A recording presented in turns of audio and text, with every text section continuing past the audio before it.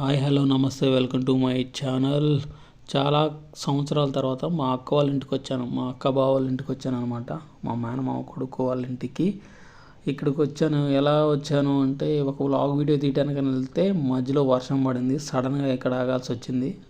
సరే దేవుడు ఎందుకని ఇలా వర్షం పడేపించి ఇక్కడ ఆఫ్ చేశాడు మమ్మల్ని అయితే.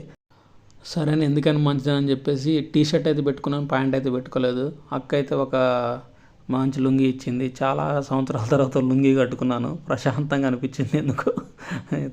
మీ అందరికీ తెలుసు కదా లుంగీ కట్టుకుంటే ఏం ఫీల్ ఉంటుందో, కానీ చాలా సంవత్సరాల తర్వాత కట్టుకున్నాను.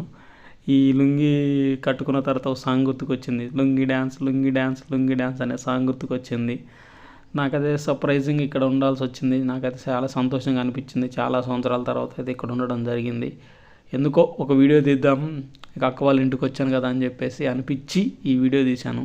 ఏదో చెప్దామని కాదు, కానీ ఇంట్రెస్టింగ్ ఫ్యాక్ట్ ఏం కాదులే. కాకపోతే ఈ lungi dance lungi dance lungi dance నాకైతే మంచిగా అనిపించింది.